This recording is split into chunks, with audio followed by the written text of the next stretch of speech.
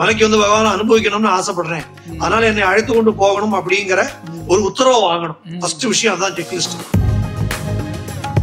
நிறைய பேர் என்ன நினைச்சுக்கிறாங்க அப்படின்னா, இந்த வருஷம் ஏதோ ஒரு பிரச்சனை வந்துருச்சு, ஒரு பிரேக் வந்துருமோ அப்படிங்கிறது. பிரேக் வரதுனால நம்ம வந்துட்டு அடுத்த வருஷம் மாலை போடுறதுனால மரத்தன் ரேஸ்ல யாரும் பிரைஸ் கொடுக்க போறது இல்லை. ஒருத்தர் மாலை போட்டா அவர் மட்டும் மாலை போடல, குடும்பமே விரதம் இருக்கு. மாலை மட்டும் அவர் போடுறார், விரதம் குடும்பமே இருக்கு. பிரம்மச்சரிய விரதம் அப்படிங்கிறார். இந்த பிரம்மச்சரியம் அப்படிங்கிறது மனது சம்பந்தப்பட்டதா உடல் சம்பந்தப்பட்டதான்னு ஒரு கேள்வி வருது. பல பேர் வெறும் உடல் சம்பந்தப்பட்டதை மட்டும் நினைச்சிருக்கோம், அப்படி இல்ல. இப்போ போன ஆண்டு நாம ஒரு மாலை அணிஞ்சிருக்கோம் இல்லைங்களா? அதே மாலையை இந்த ஆண்டும் அணிந்து கொள்ளலாமா? 5 விஷயங்கள் ஞாபகம் வச்சுக்கோங்க. பூஜையில அடிப்படையானது 5. எல்லா பூஜையும் இந்த 5ஓட விரிவடையதுதான். ஒரு பயம் இருக்கு. ஐயப்பன் படத்தை வீட்டுல வாங்கி வைக்கிறது இன்னைக்குமே பல பேருக்கு பயம் இருக்கு. அதுக்கப்புறம் அந்த படத்தை என்ன பண்றது தெரியாம கோவில்ல ஒன்றே போட்டு போயிடுறாங்க. அது ரொம்ப பாவமான ஒரு செயல். சக்தி விகடன் நேயர்களுக்கு அன்பு வணக்கம். கார்த்திகை மாதம் பிறந்தாலே ஐயப்ப கோஷம் கேட்க ஆரம்பிச்சிடும். ஏராளமானவர்கள் சபரிமலைக்கு வந்து மாலை அணிந்து செல்லக்கூடிய அந்த காட்சிகளெல்லாம் நம்ம காண முடியும். வரக்கூடிய திங்கட்கிழமை அன்னைக்கு 17ஆம் தேதி வந்து கார்த்திகை மாதம் பிறக்குது. ஸோ நிறைய பேருக்கு நிறைய கேள்விகள் இருக்குது. இந்த மாதம் என்ன பண்ணணும், மாலை எப்படி அணிந்து கொள்ளணும், மேற்கொள்ள வேண்டிய விரத முறைகள் என்னென்ன, இப்படி பல கேள்விகளை முன் வச்சுருக்காங்க. நிறைய பேர் நம்ம யூடியூப்லேயும் கேட்டிருக்காங்க. அவங்க எல்லாருக்குமே பதில் சொல்கிறதுக்காக நம்மளோட சாஸ்தா வியாசர் அண்ணா அரவிந்த் சுப்பிரமணியம் இருக்காங்க. அண்ணா நமஸ்காரம். நமஸ்காரம் சுவாமி சார். அண்ணா ஆக்சுவலாக அண்ணா வந்து இப்போ யூஎஸில் இருக்கிறதுனால நம்ம அவசர தேவைக்காக அண்ணா ஆன்லைனில் பிடிச்சி அவர் கூட பேசிகிட்டு இருக்கோம். 30ஆம் தேதி வந்துடுவீங்களண்ணா சென்னைக்கு? எப்போ வரீங்க?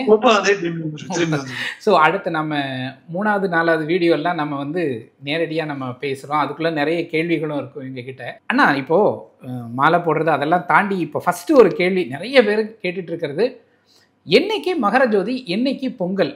அதில் என்ன குழப்பம், ஏதோ கேலண்டரில் மாறி மாறி இருக்குது அப்படின்னு சொல்கிறாங்க. என்னைக்கு மகர ஜோதி? ஆக்சுவலாக மகர ஜோதி 14ஆம் தேதி, எந்த சந்தேகமும் இல்லை. 14th of January 14ஆம் தேதி தான் மகர ஜோதி. ஓ ஓகே ஓகே ஓகே. ஏன்னா அதாவது இந்த ஏன் இந்த கன்ஃபியூஷன் வருது அப்படின்னா, ஒரு 4 வருஷத்துக்கு ஒருக்கா இந்த சங்கிரம முகூர்த்தம்ங்கிறது மாறும். மகர சங்கிரமம் அப்படிங்கிறது வந்து எப்ப வேணா வரலாம். கார்த்தால வரலாம், மத்தியானம் வரலாம், சாயந்தரம் வரலாம், அர்த்தராத்திரி வரலாம். அதன் பிறகுதான் மாசம் பிறக்கிறது. ஆனா நமக்கு 1ஆம் தேதிங்கிறது சூரியோதயத்துல இருந்து கணக்கு பண்ணுவோம். அப்ப இந்த சங்கிரம முகூர்த்தம் வந்து சாயந்தரம் வந்துருது அப்படின்னா ஜோதியை பொறுத்த வரைக்கும் சங்கிரமம் ஆயாச்சு. மாசம் வந்து சூரியோதயத்தை கணக்கு பண்ணி வரதுனால மறுநாள் வருது. சோ இந்த வருஷம் பொங்கல் 15ஆம் தேதி, மகர ஜோதி 14ஆம் தேதி. ஓ நன்றி நன்றி. ஏன்னா நிறைய பேருக்கு இந்த தேதி அளவில் ஒரு குழப்பம். ஏன்னா டிக்கெட்ஸ் எல்லாம் புக் பண்ணணும் இல்லையா? அதை அடிப்படையாக நிறைய பேருக்கு இந்த கேள்வி கேட்டாங்க. ஒரு 4 வருஷத்துக்கு ஒருக்கா இந்த குழப்பம் வரும். Okay okay okay. அண்ணா கார்த்திகை மாதம் பிறந்துருச்சு, இப்போ மாலை அணிய போகிறாங்க. அவங்களுக்கு நிறைய கேள்வி கேட்டிருக்காங்க. ஒரு அன்பர் கூட கேட்டிருக்கிறாரு, இப்போது கல்யாணம் நிச்சயமாயிடுச்சு, நான் மாலை போட்டுக்கலாமா அப்படின்லாம் கேட்டிருக்காரு. இப்போது அந்த மாதிரி என்னென்ன ரெஸ்ட்ரிக்ஷன்ஸ் இருக்குது? இப்போ மாலை போட்டுக்கணும் அவர் அப்படின்னு ஒருத்தர் முடிவு பண்ணுறதுக்கு முன்னாடி என்னென்ன தன்னை செக் பண்ணிக்கணும், என்னென்ன செக்லிஸ்ட் எல்லாம் இருக்கு, அது என்னன்னு சொல்ல முடியுங்களா? மாலை போட்டுக்கிறதுக்கு முன்னாடி அவர் முதல்ல பண்ண வேண்டிய வேலை, அவருடைய குருசாமியை பார்த்து குருசாமியை மலைக்கு அழைத்து கொண்டு போவதற்கு அனுமதி வாங்கணும். ஓகே, இதுதான் ஃபர்ஸ்ட் விஷயம். எல்லாரும் வந்து நான் ரொம்ப வருஷமா இந்த குருசாமியோட போறேனே அப்படின்னு டேக் இட் ஃபார் கிராண்டட் நிலைமை ஆயிடுச்சு. அது ஒரு பக்கம். இன்னொரு பக்கம் குருசாமியை யாருன்னு தெரியாது, நம்ம கோவில்ல போய் மாலையை போட்டுப்போம், அப்புறம் குருசாமியை பாத்துக்கலாம்னு. அது இன்னும் கொடுமை. இன்னொரு 2-3 வருஷத்துக்கு முன்னாடி நான் ஒரு போஸ்டிங் ஒண்ணு பாத்திருந்தேன் முகநூல்ல. சொல்றதுக்கு வேதனையா இருக்கு, ஆனாலும் சொல்றேன். நாங்கள் இந்த குறிப்பிட்ட ஊரை சொல்லி இந்த ஊரில் 40 சாமிமார்கள் இருக்கிறோம், எங்களுக்கு இருமுடி கட்டி அழைத்து செல்ல குருசாமி தேவை அப்படின்னு போட்டிருந்தது. ஆமா, ஏற்கனவே இந்த ஜோக் சொல்லியிருக்கீங்க. இதெல்லாம் நடக்கிறது உலகத்துல. அதனால முதல்ல வந்து நம்ம ஒரு குருநாதரை அடைந்து, ஏன்னா பகவானே சொல்றான் சபரிமலை யாத்திரை எப்படி தொடங்கணும்னு சொல்லும் போது முதல்ல சத்குருவை அடைந்து அவர் மூலமாக இந்த யாத்திரை தொடங்கணும், விரதத்தை தொடங்கணும்னு பகவான் சொல்லிட்டார். செக்லிஸ்ட்ல முதல் விஷயம், குருநாதர் இடத்துல இந்த வருஷமும் நான் சபரிமலைக்கு வரணும், மலைக்கு வந்து பகவான் அனுபவிக்கணும்னு ஆசைப்படுறேன், அதனால என்னை அழைத்து கொண்டு போகணும் அப்படிங்கிற ஒரு உத்தரவை வாங்கணும். ஃபர்ஸ்ட் விஷயம் அதான் செக்லிஸ்ட். அதன் பிறகு நம்ம தயாராக இருக்கோமா அப்படிங்கறத, விரதத்துக்கு நமக்கு பிசிக்கலாவும் மென்டலாவும் தயாராக இருக்கோமா அப்படிங்கறது ஒரு விஷயம் வச்சுக்கணும். நிறைய பேர் என்ன நினைச்சுக்கிறாங்க அப்படின்னா, இந்த வருஷம் ஏதோ ஒரு பிரச்சனை வந்துருச்சு, ஒரு பிரேக் வந்துருமோ அப்படிங்கிறது. பிரேக் வரதுனால நம்ம வந்துட்டு அடுத்த வருஷம் மாலை போடுறதுனால மரத்தன் ரேஸ்ல யாரும் பிரைஸ் கொடுக்க போறது இல்லை. நம்மளுடைய பல சூழ்நிலைகளை அனுசரிச்சுதான் நம்ம இந்த மாலையை போடுறோம். எப்படி குருநாதர்கிட்ட பெர்மிஷன் வாங்குறோமோ அதே போல வீட்டுல தாய் தந்தையர் இடத்துல, திருமணம் ஆகாதவராக இருந்தா தாய் தந்தையர் இடத்திலும், திருமணம் ஆனவராக இருந்தால் தாய் தந்தையர் இடத்திலையும் மனைவியின் இடத்திலையும் பர்மிஷன் வாங்கணும். ஏன்னா ஒருத்தர் மாலை போட்டா அவர் மட்டும் மாலை போடல, குடும்பமே விரதம் இருக்கு. மாலை மட்டும் அவர் போடுறார், விரதம் குடும்பமே இருக்கு. அதனால எல்லாருடைய சௌரிய அசௌரியங்களையும் அனுசரிச்சுதான் சபரிமலை யாத்திரை மேற்கொள்ளணும். நான் மாலை போடுறேன் அப்படிங்கிறதுக்காக வீட்டுல இருக்கிற எல்லாரையும் படுத்தினோமானா அப்புறம் யாத்திரை பூர்த்தியாகாது, விரதம் பலன் தராது. ஆனால் இது அடுத்த விஷயம். ரெண்டாவது விஷயம். மூணாவதான விஷயம், நம்ம அடுத்தவர்களுக்காக ஆடம்பரமாக பைசா கடன் வாங்கி செலவு பண்ணி பூஜைகள் நடத்த வேண்டிய அவசியம் இல்லை. கட்டாயம் பூஜை நடத்தணும், கட்டாயம் அன்னதானம் பண்ணணும். ஆனா நம்ம சக்திக்கு உட்பட்டு பண்ணணும். நம்ம இந்த விரதம் நமக்காக இருக்கும், ஐயப்பனுக்காக இல்ல, மற்றவர்களுக்காக இல்ல. ஐயப்பனுக்கு நீங்க மலைக்கு வந்தாலும் வராட்டி அவர் சந்தோஷமா இருக்காருங்க. நம்ம தான் நம்மளுடைய மேம்பாட்டுக்காக விரதம் இருக்கும். சோ அதனால அடுத்தவர்களை பார்த்து அடுத்தவர்களை அப்படி பண்ணிட்டான் அவனால நான் இப்படி பண்ணணுங்கிற அந்த விஷயத்தை விட்டுட்டு நம்ம ஆன்ம முன்னேற்றத்துக்கு என்ன பண்ணணுங்கிற ஒரு பயிற்சியாக இந்த விரதத்தை நம்ம புரிஞ்சிடணும் அப்படின்னாலே பாதி விஷயங்கள் சரியா போயிடும். இப்ப நீங்க கேட்ட கேள்விக்கும் பதில சொல்லிடுறேன். இந்த கல்யாணம் நிச்சயமா இருக்கு, இப்ப மாலை போட்டுக்கலாமா அப்படின்னா இந்த பிரம்மச்சரியத்தை நம்ம எவ்வளவு தூரம் முழுமையாக கடைபிடிக்கிறோம் அப்படிங்கிறது தான் இந்த விரதத்துடைய முதல் விஷயம். பகவான் சொல்லும் போது, விதிகளை சொல்லும் போது, இப்போ 2 வேளை குளித்து சரணம் சொல்லி பூஜை பண்ணி இதோட எல்லாத்தையும் விட முக்கியமான விஷயம், புலால் உணவை தவிர்த்து இது எல்லாத்தையும் விட முக்கியமான விஷயம் என்ன இருக்குன்னா பிரம்மச்சரிய விரதம் அப்படிங்கிறார். இந்த பிரம்மச்சரியம் அப்படிங்கிறது மனது சம்பந்தப்பட்டதா உடல் சம்பந்தப்பட்டதான்னு ஒரு கேள்வி வருது. பல பேர் வெறும் உடல் சம்பந்தப்பட்டது மட்டும் நினைச்சிருக்கோம், அப்படி இல்ல. பிரம்மச்சரியம் மனது சம்பந்தப்பட்டது. சோ மனதளவுலயே நமக்கு ஆசையை தூண்டக்கூடிய சிந்தனைகளை நம்ம தவிர்க்கணும் அப்படிங்கிறது ரொம்ப முக்கியமான விஷயம். அதுல பகவான் என்ன சொல்றாருன்னா, நான் சொல்லல, பூதநாத உபாக்கியானத்துல பகவானே சொல்லக்கூடிய விஷயம், பெண்களை கண்ணால் பார்ப்பது, அவர்களிடத்தில் பேச வேண்டும் என்ற ஆசை கொள்வது, அவர்களிடம் நெருங்கி போய் பேசுவது, அவரையே நினைத்து கொண்டு தனியாக இருப்பது, அப்புறம் அவர்கள் அடைய வேண்டும் என்ற எண்ணம் கொள்வது, அந்த எண்ணத்தில் செயல்படுவது, இப்படி 8 விதமான செயல்களை பகவான் சொல்றார். அஷ்டமைதூனம் அப்படிங்கிறார். 8 விதமான செயல்களும் மனதை காமத்தில் தூண்டக்கூடிய விஷயங்களாக இருக்கு. இதனையும் சொல்லிட்டு இதில் முதல் விஷயம் நடந்தாதான் அடுத்த விஷயங்கள் நடக்கும். அதனால முதல்லயே மனதை கட்டுப்படுத்தி இந்த எண்ணங்களை தவிர்ப்பது நல்லது அப்படிங்கிறார். அதனால அந்த அளவுக்கு மனக்கட்டுப்பாடு நமக்கு இருக்குமே ஆனால் நம்ம மாலை போடலாம். இது இண்டிவிஜுவல் பெர்ஸ்பெக்டிவ் தான். பட் பொதுவாக நம்ம சொல்றேன், நம்ம யோகியோ ரிஷியோ முனிவர்களோ கிடையாது. பொதுவாக ஒரு சம்பிரதாயம் இருக்கு. இது சாஸ்திரம்னு சொல்றதோட சம்பிரதாயம் என்னன்னா, கல்யாணம் ஆனவர்கள் முதல் வருடம் சபரிமலைக்கு யாத்திரை தவிர்ப்பது நல்லதுன்னு ஒரு வழக்கம் உண்டு. கூடாதுன்னு சொல்ல, தவிர்க்கிறது நல்லது அப்படின்னு. கல்யாணமான முதல் வருடம் காரணம் இது சாஸ்திர ரீதியான விஷயம் இல்லை, இது சைக்கலாஜிக்கல் ரீதியான விஷயம். ஏன்னா நம்ம இந்த மனக்கட்டுப்பாடுங்கிறது கல்யாணமான புதுசுல இளைஞர்களுக்கு இருக்குமா அப்படிங்கிறது கொஸ்டினா இருக்கு. அதே யாஸ்டிக்கு தான் இதுக்கு நம்ம அப்ளை பண்ணணும். நிச்சயமா இருக்கு கல்யாணம் போகணும் அப்படிங்கிறது. இந்த கல்யாணத்துக்கு முன்னாடி கல்யாணமான அந்த காலத்துல போன் கிடையாது. கல்யாணம் ஆறதுக்கு முன்னாடி பெண்ணை பார்க்க மாட்டாங்க. இன்னொன்னு, அன்னைக்கு நிச்சயதார்த்தம் அப்படிங்கிறது கல்யாணத்துக்கு முதல் நாள் தான் நடக்கும். இதுதான் சாஸ்திரம் சொல்லக்கூடிய நிச்சயதார்த்தம். இன்னைக்குதான் நம்ம சௌரியமா என்ன பண்ணிட்டோம், இன்னைக்கு நிச்சயதார்த்தம் பண்றோம், 6 மாசம் கழிச்சு கல்யாணம் வைக்கிறோம். அப்ப இந்த விஷயங்கள் வரும்போது இவங்க 2 பேரும் போன்ல பேசுறது, பரஸ்பரம் சந்திக்கிறதெல்லாம் இன்னைக்கு நிறைய வந்துருது.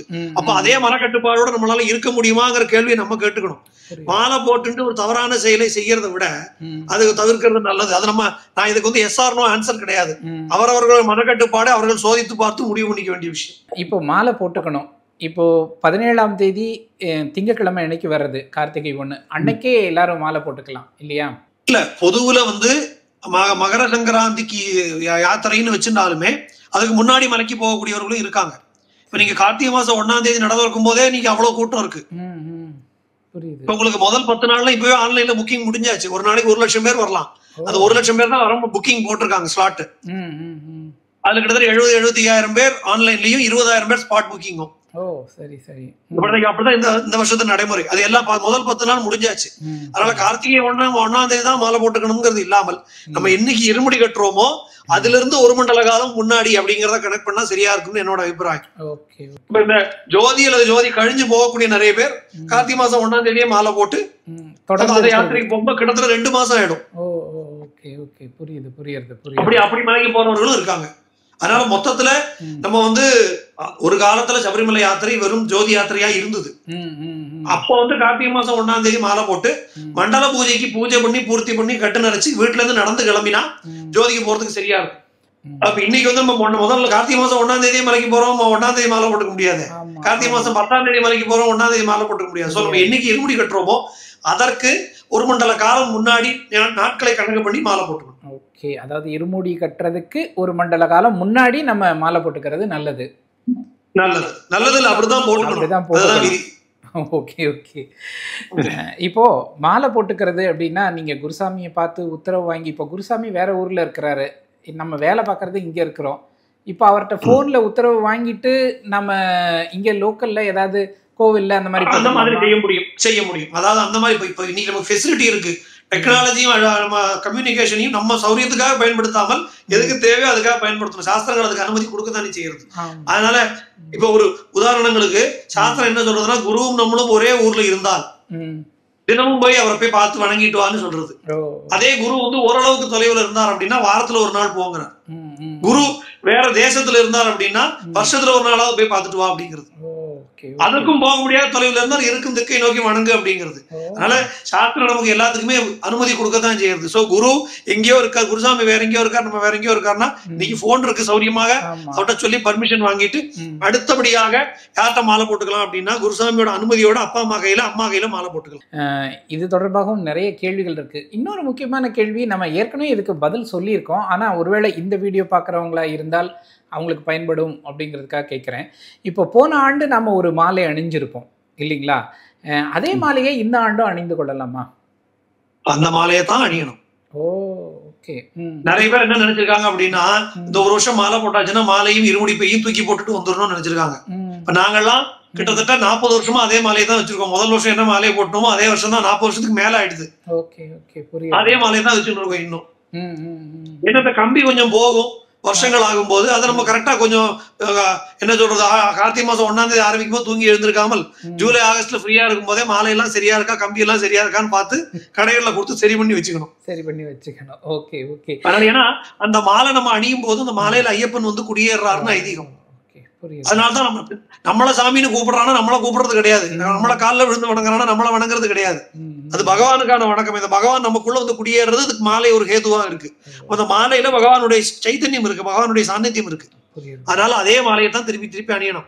நிறைய பேர் வரும்போது பம்பையிலே கட்டி தூக்கி போட்டு வந்துடுறான், சரங்குத்தியில போடுறான், சபரிபீடத்துல போடுறாங்க. இன்னும் சில பேர் பாத்தீங்கன்னா அந்த பம்பா கணபதி எப்பயும் வேடிக்கையா சொல்லுவேன், பம்பா கணபதி வாசல்ல ஒரு பெரிய மூஞ்சூர் இருக்கும். வழக்கமான கோவில் இருக்கும், நல்ல பெரிய இவ்வளவு பெரிய மூஞ்சூர் இருக்கும், ஒரு அடிக்கு. அந்த மூஞ்சூர் வந்து டாக்டர்கிட்ட போயிருக்கு. ஏன்னா அந்த மூஞ்சூருக்கு கழுத்து வலி பாவம். ஏன்னா இருக்கிற அத்தனை பேரும் மாலையை கட்டி மூஞ்சூர் கழுத்துல போட்டிருக்கான். அதனால அது தவறான ஒரு புரிதல். அதே இருமுடிப்பை அதே மாலையை தான் தொடர்ந்து பயன்படுத்துறது பகவானுடைய சைத்தன்யத்துல ரீடைன் பண்றதுக்கு உதவும். ஓகே. இப்போ நிறைய பேர் வந்து நிறைய மாலைகள் போட்டுக்கிறாங்க. ஒருத்தர் 1 2 போட்டுக்கிறாங்க, ஒருத்தர் 4 5 அப்படி கனமா எல்லாம் கூட போட்டுக்கிறாங்க. ஆக்சுவலா எத்தனை மாலை போட்டா போதும்? பொதுவாக நமக்கு முத்ர மாலைங்கிறது ஒன்னே போரும். சில பேர் வந்து முதிர மாலை சிலப்போ நம்மளுக்கு அருந்து போயிட்டாலோ வேற ஏதாவது ஆகுமோங்கிறதுக்காக துணை மாலை அப்படிங்கறத ஒண்ணு அணிஞ்சுக்கிற வழக்கம் இருக்கு. இதுவே போதுமானது. ஆனாலும் வந்து சில பேர் வந்து நமக்கு இல்ல, எங்களுக்கு நிறைய மாலை இருந்தாதான் எங்களுக்கு வருடத்துல இருக்கக்கூடிய ஒரு தீர்மானம் எங்களுக்கு வருது. இந்த மாலைங்கிறது முக்கியமா, மாலையும் இந்த கலர் உடைகளும் எதுக்காகனா நம்ம விரதத்துல இருக்கோம் அப்படிங்கறத நமக்கும் மற்றவர்களுக்கும் ஞாபகப்படுத்திட்டே இருக்கிறதுக்கு அது ஒரு காரணம். அப்ப அது சில பேர் நிறைய பேர்ட்ட பேசும்போது அவங்களுக்கு சொன்ன அபிப்பிராயம் இல்ல சாமி அப்படி கிடையாது, எங்களுக்கு 7 மாலை போட்டா தான் எங்களுக்கு வந்து நாங்க வர்ணத்துல இருக்கோம் எங்களுக்கு ஒரு தீர்மானம் வருது, அந்த தெய்வீக உணர்வு எங்களுக்கு ஏற்படுறது, அது எங்களுக்கு நாங்க தேவையா இருக்குங்கிறாங்க. இது வந்து அவரவர்கள் சம்பிரதாயத்தை அனுசரிச்சுதான். இப்படிதான் போடணும் இப்படி போடக்கூடாதுன்னு இல்ல, அதனால இது சம்பிரதாயத்தை அனுசரிச்சு இருக்கக்கூடிய ஒரு விஷயம். ஆனா பொதுவுல ஒரு மாலை இல்ல ஒரு துணை மாலை போதுமானது. Okay okay. ஒவ்வொரு முறையும் கேட்கிற கேள்விகளே தான் திரும்ப திரும்ப நம்ம கேட்கிறோம். ஏன்னா புதிதாக கேட்கிறவங்களுக்கு பார்க்குறவங்களுக்கு இது பயன் தரணும் அப்படிங்கிறதுக்காக. இப்போ அலுவலகத்துல வேலை பார்க்குறாங்க, ஷூ எல்லாம் அணிந்து கொண்டு தான் அலுவலகம் போக வேண்டிய கட்டாயம் இருக்கு. இப்போ மாலையும் போடணும். இது எப்படி நம்ம மாலையை போட்டு ஷூவும் போட்டுட்டு எப்படி ஆபீஸ் போயிட்டு வர்றதா? எப்படி இது வந்து நிர்பந்தத்தின் காரணமாக இப்ப அலுவலகத்துல இது பண்ணித்தான் ஆகணும்னு ஒரு சூழ்நிலை வந்ததுன்னா பண்ணித்தான் ஆகணும், வேற வழி இல்லை. நீங்க வந்து அதாவது நான் சொல்றது கூடுமான வரைக்கும் தவிர்க்க பார்க்கணும். கூடுமான வரைக்கும் இதை தவிர்க்க பார்க்கணும். தவிர்க்கவே முடியாத சூழ்நிலை இல்ல. இப்ப நான் எப்பயுமே சொல்ற உதாரணம் தான், திரும்பி எல்லா வருஷமும் அதே கேட்கற கேள்வி அதே உதாரணம் தான் திரும்ப. என்னன்னா, ஒரு எலக்ட்ரிக் ஒர்க் பண்ணக்கூடிய ஒருத்தர் இருக்கார், இல்ல இந்த மாதிரி பிளான்ட்ல, எலக்ட்ரிக்கல் பிளான்ட்ல இந்த மாதிரி அந்த இது சம்பந்தப்பட்டிருக்கக்கூடிய பிளான்ட்ல ஒர்க் பண்ணக்கூடியவர்களுக்கு எல்லாம் அந்த சேஃப்டி ஷூஸ் அணிஞ்சுதான் ஆகணும். சேஃப்டி மெஷர்ஸுக்காக அந்த ஷூஸ் அணிஞ்சுதான், அணிய மாட்டேன்னு அவர் சொல்ல முடியாது. ஏன்னா அவர் எலக்ட்ரிக் ஒர்க் பண்றாரு, அங்க கரண்ட் பாஸ் ஆகக்கூடிய இடம். அப்ப அந்த மாதிரி சமயத்துல ஒரு எக்ஸம்ஷன் கொடுக்கறது உண்டு இல்லையா? அது மாதிரி மாலை அணிந்திருக்கக்கூடிய நேரத்துல உத்தியோக நிமித்தமாக இப்ப ஆபீஸ் சொல்லி பார்க்கணும், சுப்பீரியர் ஆபீசர், இல்ல சார் நான் வந்து மாலை போட்டிருக்கேன், நான் ஃபாஸ்டிங்ல இருக்கேன், எங்களுக்கு வந்து இது விளக்கப்பட்டிருக்கு அப்படின்னா சரிப்பா பரவாயில்லன்னு சொல்லிட்டாங்கன்னா ஓகே. இல்லன்னா நம்ம வேற அந்த நேச்சர் ஆஃப் ஜாப் தவிர்க்க பார்க்கணும். அதுவும் முடியாது, இல்லப்பா நீ போட்டு வந்துதான் ஆபீஸோட ரூல், இல்லைன்னா நீ வேலையில இருக்க முடியாதுங்கிற சூழ்நிலை வந்ததுன்னா வேற வழி இல்ல. நம்ம வந்து அதுக்குதான் நம்ம அறிந்தும் அறியாமலும்னு சொல்றோம். இது அறிந்து செய்யக்கூடிய தவறு. ஆனால் ஒரு விஷயம் என்னன்னா, நம்ம இது வந்து வேலைக்காக மட்டும்தான் இந்த எக்ஸம்ஷன் எடுத்துக்கணும். காத்தால 9 மணிக்கு ஆபீஸ், 5 மணியோட ஆபீஸ் முடியுதுன்னா கரெக்டா ஆபீஸுக்கு போகும்போது போட்டதை கட்டி நம்ம தான் ஆபீஸுக்கு போட்டோமே, இனிமே வெளியே போகும்போது போட்டுக்கலாம், நம்ம வெளியே அப்படின்னு பண்ணக்கூடாது. ஏன்னா இது வந்து அறிந்து செய்யக்கூடிய தவறு. அறிந்து மறியாமலும் சொன்னதுல இதெல்லாம் அறிந்து செய்யக்கூடிய தவறு, வேற வழி இல்லாமல் செய்யக்கூடிய தவறு. இல்ல இது எதுக்காகனா, நிறைய பேருக்கு அது ஒரு கில்ட் இருக்கும். நம்ம என்னடா மாலையும் போட்டு இருக்கோம், ஷூவும் போட்டு பகவான் தான் சமர்ப்பிக்கணும். எனக்கு அப்படி இருக்குன்னு ஆசையா இருக்குப்பா, வேற வழி இல்ல, சூழ்நிலை காரணமா நான் இந்த மாதிரி அணிய வேண்டிய நிர்பந்தத்துல இருக்கேன் அப்படின்னு சொன்னா அதுக்குள்ள வழியை பகவான் கொடுப்பார். நமக்கு வேற வேலையை மாத்தி கொடுப்பாரா இருக்கும். நமக்கு வந்து இதோட தேவையில்லாமல் விரதத்தை முழுமையா கடைபிடிக்கக்கூடிய ஒரு வாழ்க்கை முறையை அமைச்சு கொடுப்பார். இடையிலே சொன்னீங்க இந்த ஃபாஸ்டிங் அப்படிங்கறத பத்தி சொன்னீங்க. இந்த விரத காலத்துல ஆகார நியமங்கள் என்னன்னா, நான் திருப்பியும் பூதநாத உபாக்கியானத்தை தான் ரெஃபர் பண்றேன். ஏன்னா அதுதான் நமக்கு பகவான் கொடுத்திருக்கக்கூடிய வார்த்தை. பகவான் சொல்லக்கூடிய விஷயம் ஒருவேளை உணவுன்னு தான் சொல்றார். அதாவது நமக்கு வந்து ஏகாதசி விரதமோ, பிரதோஷ விரதமோ, சஷ்டி விரதமோ எதுவாக இருந்தாலுமே சபரிமலை விரதம் மாதிரியே தான். விரத நியமங்கள் ஒண்ணுதான். நிறைய பேர் ஏகாதசி விரதம், பிரதோஷ விரதம் இருக்கேன்னு சொல்லிட்டு பாக்கி விஷயங்கள் அவருக்கு தெரியறது இல்ல. இதே பிரம்மச்சரியம் கடைபிடிக்கணும், இதே மாதிரி தரையில படுத்து உறங்கணும், இதே போல 2 வேளை குளிக்கணும், இதே போல கோவிலுக்கு போகணும், பகவத் ஸ்மரணம் பண்ணணும், பூஜை பண்ணணும். இது எல்லாமே எல்லா விரதத்துக்கும் பொருந்தக்கூடியது. நவராத்திரி விரதத்துல இருந்து எல்லாத்துக்குமே. என்ன ஒரே வித்தியாசம்னா அதெல்லாம் டைம் ஸ்பேன் குறைவு. இது 48 நாட்களுக்கு மேலாக போகக்கூடிய விஷயமாக இருக்கு. அந்த விரத காலத்தையும் ஷேவிங் கிடையாது. எல்லா விதிகளும் கிட்டத்தட்ட ஒண்ணுதான். அப்போ பகவான் சொல்லக்கூடியது ஒருவேளை உணவுங்கிறது ஒருவேளை திட அன்னம்னு நம்ம எடுத்துக்கலாம். அத ஒருவேளை எடுத்துட்டோம் அப்படின்னா பாக்கி 2 வேளையும் நம்மளுடைய உடல்நிலையை அனுசரிச்சு சாப்பாடு அமைச்சுக்கணும். இப்ப அது வந்து நமக்கு வந்து இப்போ சில பேருக்கு வந்து இப்போ அல்சர் ப்ராப்ளம் இருக்கும், அவர்களெல்லாம் பட்னி கிடக்க முடியாதுன்னா அவர்கள் கஞ்சி குடிக்கலாம், இல்ல டிஃபன் ஐட்டம் சாப்பிடலாம். இப்போ நம்ம தமிழ்நாட்டுல ஒரு சம்பிரதாயம் வச்சிருக்கோம், பலகாரம் சாப்பிட்டா பரவாயில்லன்னு. அது பல ஆகாரம்னா அது வந்து பழங்கள், பழம்னா பழம். பழங்களை சாப்பிடலாம் சொன்னது நம்ம பலகாரமாயி இப்ப பல ஆகாரம் ஆயிடுச்சு. பலகாரம் இப்ப பல ஆகாரம் ஆயிடுச்சு. இப்ப என்ன ஆயிடுச்சு, வேடிக்கையா அதான் சொல்லுவோம், ஒரு வீட்லயும் ஐயப்ப பூஜை, மண்டல காலம் ஃபுல்லா ஒரு வீட்டுல ஐயப்ப பூஜை. எல்லா வீட்லயும் அவங்க வீட்டுல 5 ஐட்டம் போட்டான்னா நான் 7 ஐட்டம் போடுறேன் அப்படின்னு போட்டு இப்ப விரத காலத்தில் பட்டினி கிடந்தது போக இப்ப விரத காலத்துல 5 கிலோ கூடிடுறோம். இது நம்ம உடல்நிலையை அனுசரிச்சு நம்ம எடுத்துக்க வேண்டிய முடிவு. ஒரு ஸ்பூன் சாப்பிட்டாலும் பிரசாதம் தான். ஐயோ பிரசாதம் வீணாக்க கூடாதுன்னு சொல்லி நம்ம சாப்பிட்டு இன்னொன்னு இது வந்து விரதத்துடைய நியமத்துடைய பங்கம் மாத்திரம் இல்ல, உடம்பு ஊய் போச்சுன்னா மலை ஏறவும் முடியாது. முறையாக விரதம் இருந்தோம்னு வைங்களேன், கரெக்டா இருமுடி கட்டி கிளம்பும் போது உடம்பு காத்து மாதிரி ஆயிருக்கிறது நம்மளாலே உணர முடியும். அது உணர்வு நமக்கு ஏற்படும். நமக்கு வந்து ஃபுல்லா வயத்தை ரொப்பிட்டோம்னா பகவான் அன்னதான பிரபு, அதுல என்ன சந்தேகமும் இல்ல. அதுக்கு நம்ம வயத்தை ஃபுல்லா ரொப்பினோம்னா நமக்கு ரத்தம் பூரா வயத்துலதான் பாயும், மூளையில பாயாது. அதனால வந்து நம்ம உடல்ல இப்ப மருந்து சாப்பிடணும், சுகர் இருக்கு, ப்ராப்ளம் இருக்குன்னா அதை அனுசரிச்சு உள்ள உணவு முறைகளை அமைச்சுக்கிறது தப்பு கிடையாது.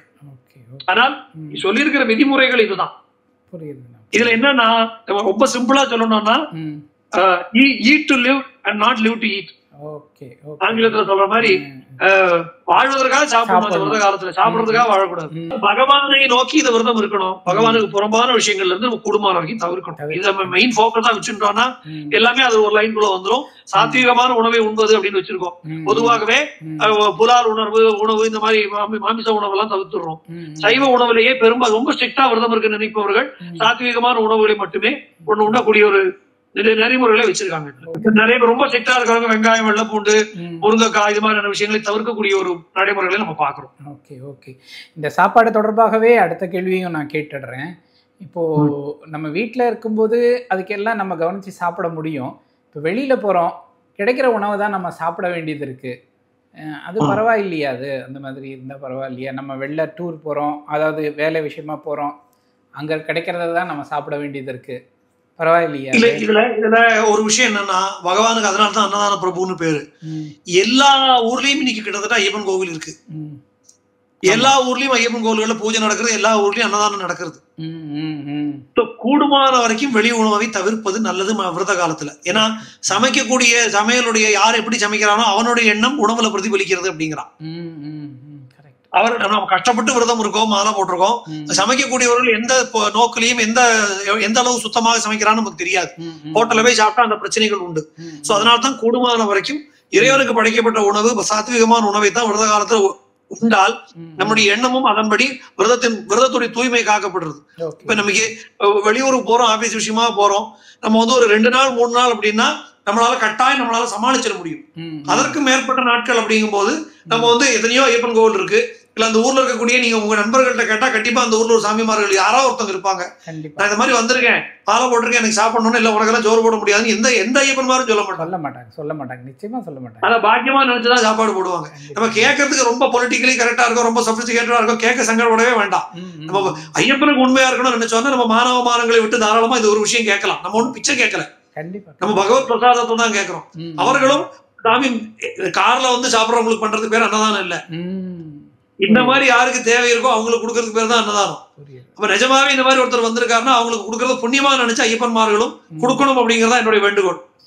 இந்த வீடியோ மூலமா அதை நான் ஒரு வேண்டுகோள் வைக்கிறேன்.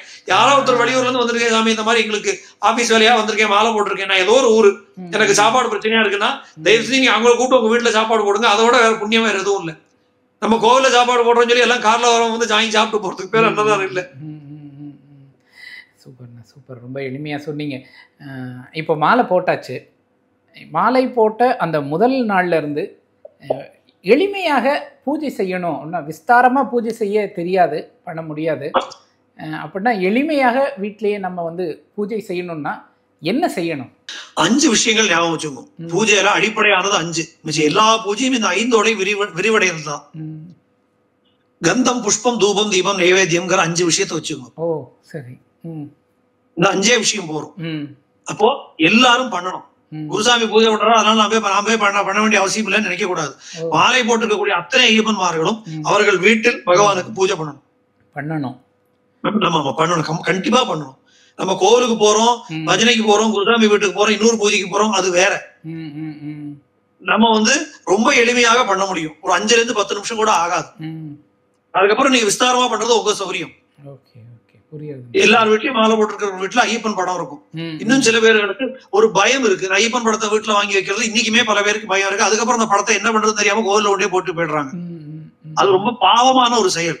நீங்க மண்டல காலம் நீங்க பகவானுக்கு தொட்டு பூஜை பண்ணி அது வெறும் பேப்பரா நினைக்கல, நம்ம பகவானா நினைக்கிறோம்.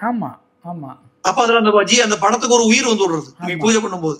அதுக்கப்புறம் நீங்க உயிர் வந்த ஒரு வஸ்துவை கொண்டு திருப்பி கொண்டே நீங்க எங்கேயா போட்டு வந்தா பகவானே நம்ம துரத்துற மாதிரி ஆறுது. அப்போ அந்த மாதிரி பயம் இருக்கக்கூடியவர்கள் என்ன செய்யலாம் அப்படின்னா, ஒரு சின்ன ஒரு விளக்கை வீட்டுல ஏற்றி வச்சு, சாதாரணமான ஏத்துற விளக்கை தவிர ஒரு தனியா ஒரு விளக்கு வாங்கி அந்த விளக்கில் பகவான் இருக்காருன்னு பாவிச்சு அந்த விளக்குக்கு பூஜை பண்ணலாம். விளக்கை பகவானாக பாவித்து பூஜை பண்ணலாம். ஏன் அப்படி பயப்படணும் அவசியம்? அந்த பயம் தேவையில்லை தானே? பயம் தேவையில்லைன்னு நான் சொல்றேன். இருந்தாலும் சில பேருக்கு அந்த பயம் இருந்துகிட்டே தான் இருக்கு, எத்தனை சொன்னாலும். ஏன்னா அது பகவானுடைய சொரூபம். பகவானுடைய சொரூபமா அந்த படத்தை நம்ம பார்த்துட்டோம். நான் எப்படி தூக்கி போட மனசு வருதுன்னு எனக்கு தெரியல. இல்ல அட்டத்து மேல தூக்கி துணியில சுத்தி வைக்க எப்படி மனசு வருதுன்னு தெரியல. இப்போ எளிமையாக பூஜை பண்றது அப்படிங்கிறது அந்த படத்தையோ விளக்கையோ நீங்க விக்கிரகத்தையோ நம்ம தொடச்சு அன்னன்னைக்கு தொடச்சு பகவான் அதுல வந்து அந்த படத்திலையும் விக்கிரகத்தையும் எழுந்தருளி இருக்கிறாருங்கிற பாவனையில முதல்ல அவருடைய திருவடியில ஒரு புஷ்பத்தை வைக்கணும். அதுக்கப்புறம் இப்படி வந்திருக்க நம்மளை நோக்கி வந்திருக்கக்கூடிய பகவானுக்கு சந்தன குங்குமம் போட்டு வைக்கணும் அனுதினமும். இதுதான் கந்தம்னா சந்தனம். ரெண்டாவது புஷ்பம். அதற்கு மலர் மாலைகள் சாத்துறது, புஷ்பத்தால அர்ச்சனை செய்வது. நமக்கு எப்படி தெரியுமோ, நமக்கு அஷ்டோத்திரம் தெரிந்தவர்கள் அஷ்டோத்திரம் சொல்லலாம். இல்லன்னா நமக்கு 108 சரணம் சொல்லி பூ போடுறதுன்னா சரணம் சொல்லி பூ போடலாம். இல்ல சுவாமியே சரணமையப்பான்னு சொல்லி பூ போடலாம். இது புஷ்பம். இதோட அந்த பாட்டு முடியும். மூன்றாவது தூபம்னு சொல்லக்கூடிய ஊதுபத்தியோ சாம்பிராணியோ காட்டுவது. நான்காவது இந்த கைவிளக்குன்னு சொல்லுவோம், ஒத்த தீபம் இருக்கும், அதாவது தீபத்தை பகவானுக்கு காட்டுவது. ஐந்தாவது நைவேத்தியம். நமக்கு எல்லா சக்தி என்ன முடியுமோ, பழமோ பாலோ கல்கண்டோ பானகமோ, நம்ம சக்திக்கு உட்பட்ட ஒரு நைவேத்தியம். அன்னம் வைக்க முடிஞ்சவங்க அன்னம் வைக்கலாம், இல்ல பாயசம் வைக்க முடிஞ்சவங்க பாயசம் வைக்கலாம். இதை நைவேத்தியமாக சமர்ப்பணம் பண்ணி கற்பூர தீபாராதனை பண்ணி லோகவீரன் சொல்லி நமஸ்காரம் பண்ணினா இது 5-10 நிமிஷத்துக்கு மேல ஆகாது. ரொம்ப மிக எளிமையாக செய்யக்கூடிய ஒரு வழிபாடு. மாலை போட்டிருக்கிற காலத்துல அத்தனை பேரும் 2 வேளையும் இதை பண்ணினோம் அப்படின்னாலே நமக்கு கண்டிப்பா மனம் பகவான் இடத்துல லயிக்க ஆரம்பிக்கும். இந்த விரதம் கட்டாயம் ஒரு மாறுதலோடு நமக்கு அனுபவிக்க முடியும். விரதம் அப்படிங்கிறது பகவானை அனுபவிப்பது.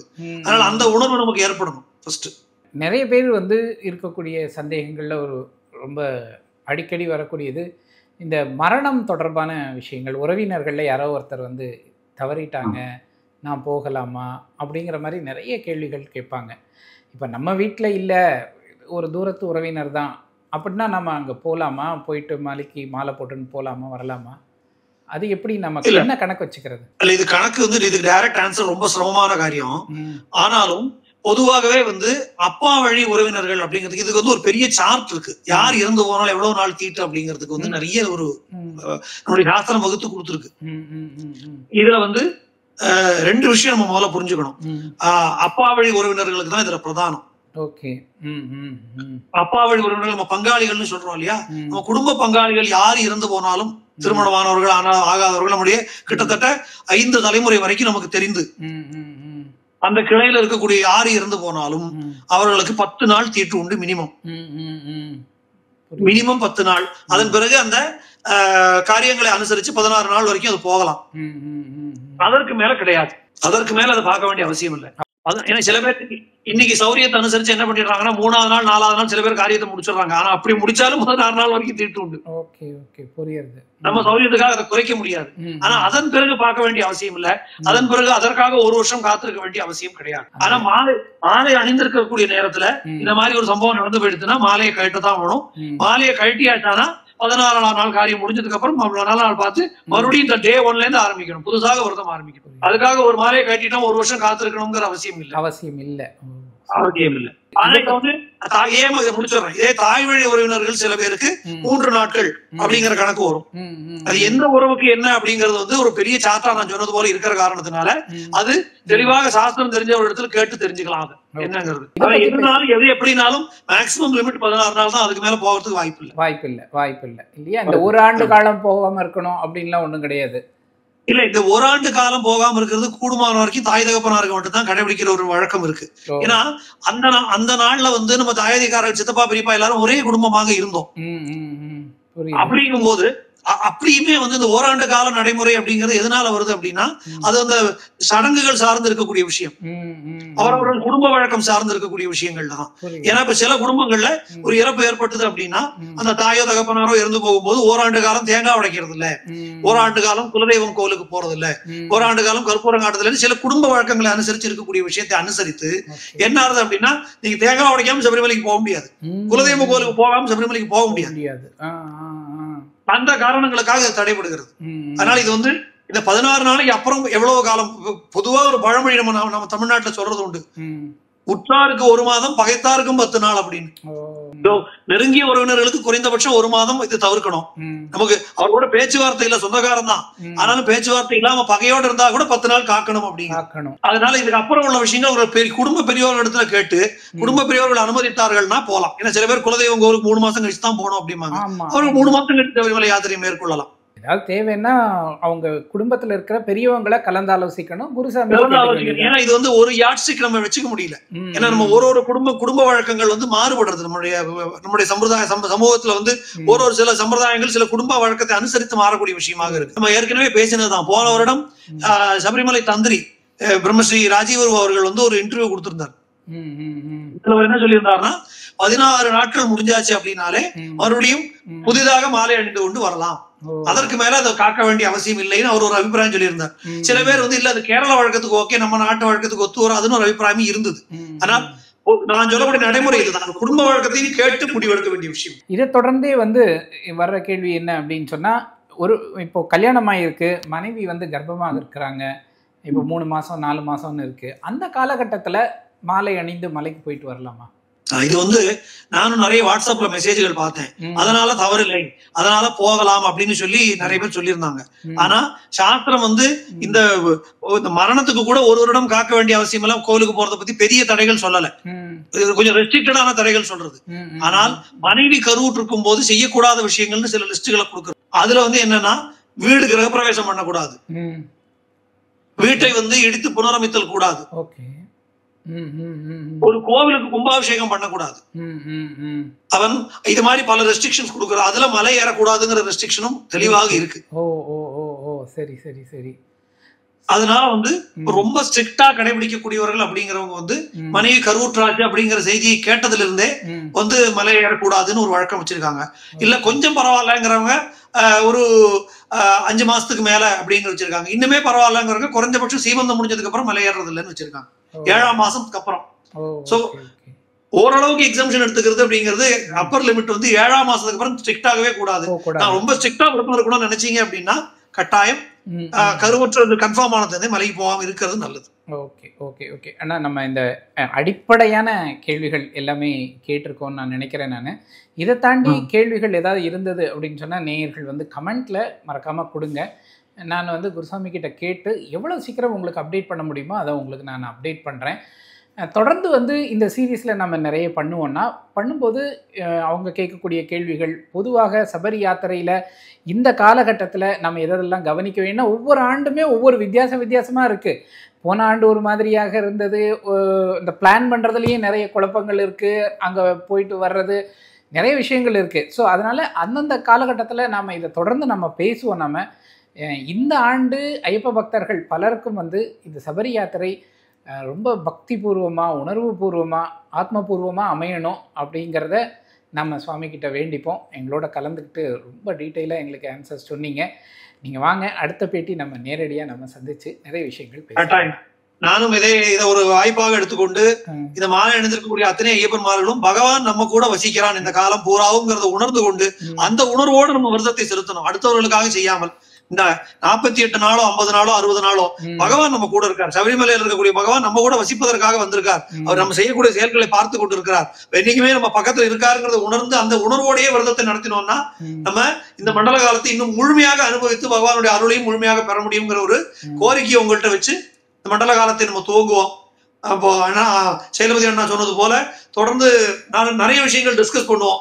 எனக்கும் இது ஒரு லேர்னிங் ப்ராசஸாக நம்ம சந்தர்ப்பமாக இருக்கு. யாத்திரையில வந்து இப்ப சின்ன பாதை பெரிய பாதை அதெல்லாம் இப்ப எப்படி இருக்கு, எதுல போறது நல்லது, எதை செய்யணும், இப்படி பல விஷயங்கள் நம்ம பேச வேண்டியது இருக்கு. நம்ம நேரடியா சந்திச்சு அதெல்லாம் பேசலாம்னா தொடர்ந்து பேசுவோம். நமஸ்காரம். சுவாமியே சரணம். சுவாமி சரணம்.